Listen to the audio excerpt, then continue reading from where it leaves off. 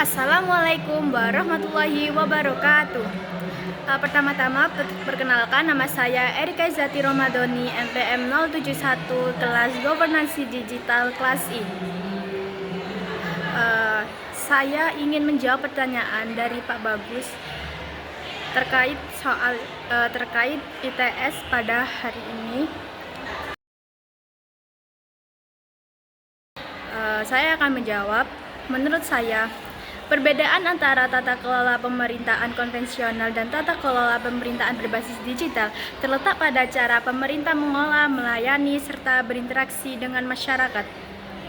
Pada tata kelola pemerintahan konvensional, proses administrasi masih dilakukan secara manual dan berbasis dokumen fisik, sehingga cenderung memerlukan waktu lama, biaya yang tinggi, serta berpotensi menimbulkan ketidakefisienan dan keterlambatan dalam pelayanan publik.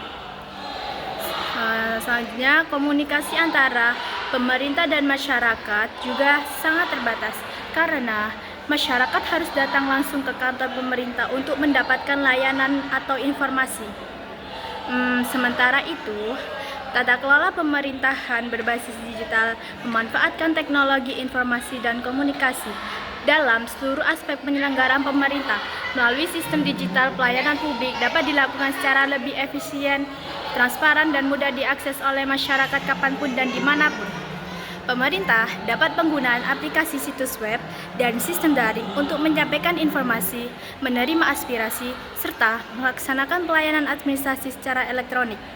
Dengan demikian, tata kelola pemerintahan berbasis digital mencerminkan bentuk modernisasi birokrasi yang menekankan efektivitas, keterbukaan, dan akuntabilitas, sekaligus mendukung terwujudnya pemerintah yang lebih responsif terhadap kebutuhan masyarakat. Saya akan menjawab soal nomor 2.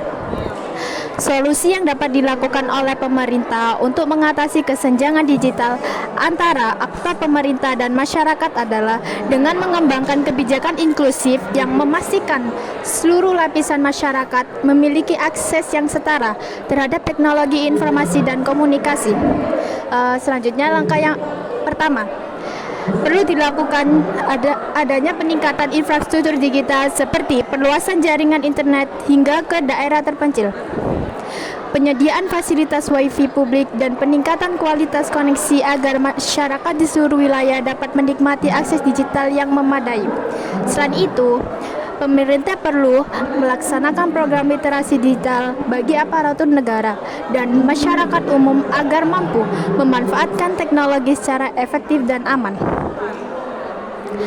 Pegawai pemerintah harus dilatih untuk memahami sistem administrasi berbasis digital, sedangkan masyarakat diberikan edukasi mengenai penggunaan layanan publik digital agar tidak tertinggal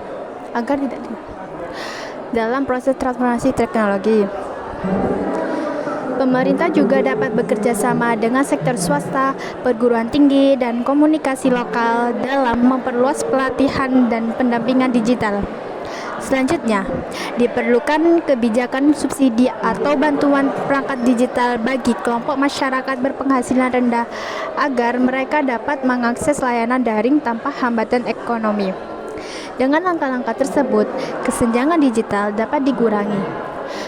Partisipasi masyarakat dalam pemerintah digital meningkat dan terciptanya tata kelola pemerintah yang lebih inklusif, efisien, dan berkeadilan. Selanjutnya saya akan menjawab nomor 3. Negara-negara berkembang menghadapi berbagai tantangan dalam mengimplementasikan e-gov, baik dari sisi infrastruktur, sumber daya manusia, maupun aspek sosial dan kebijakan. Tantangan pertamanya adalah keterbatasan infrastruktur, teknologi informasi, dan komunikasi. Banyak daerah di negara berkembang yang masih belum memiliki jaringan internet yang stabil, perangkat komputer yang memadai, atau sistem keamanan digital yang kuat. Kondisi ini menyebabkan layanan e-gov sulit diakses secara merata oleh seluruh masyarakat. Tantangan yang kedua, rendahnya literasi digital di kalangan aparatur pemerintah dan masyarakat. Banyak pegawai yang belum sepenuhnya memahami penggunaan sistem digital dalam pelayanan publik, sehingga proses administrasi masih berjalan secara manual.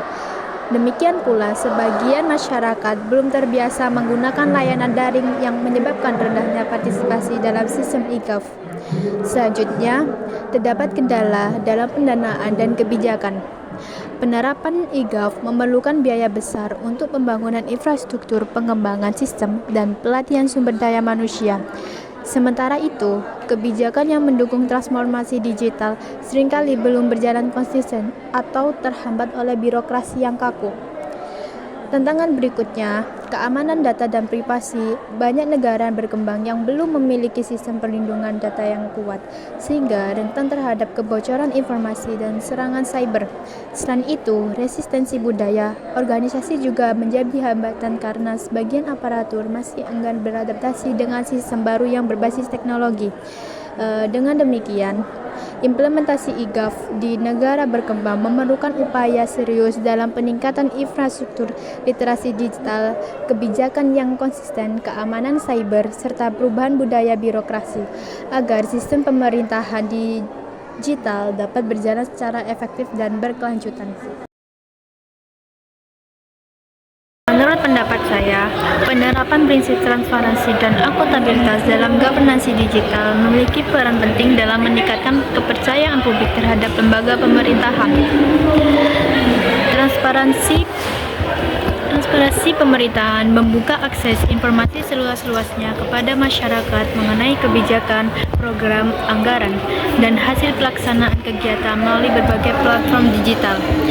Dengan adanya keterbukaan ini, masyarakat dapat mengetahui secara jelas bagaimana proses pengambilan keputusan dilakukan, bagaimana anggaran digunakan, serta apa hasil yang telah dicapai oleh pemerintah.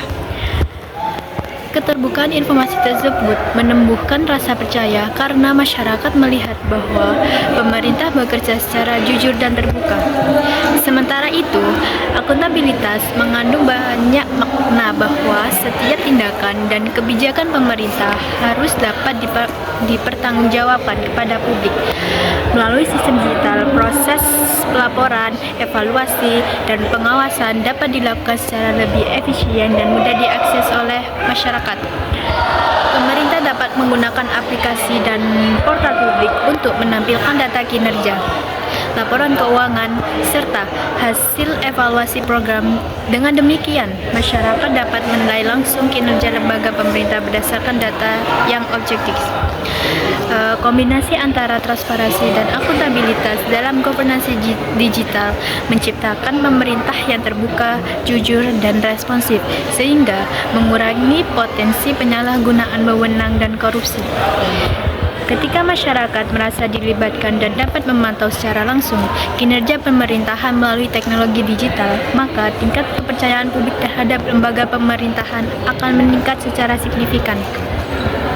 Demikian penjelasan yang dapat saya sampaikan. Saya menyadari bahwa jawaban saya masih jauh dari kata sempurna, namun saya telah berusaha menjelaskan sesuai dengan pemahaman saya dan kemampuan yang saya miliki.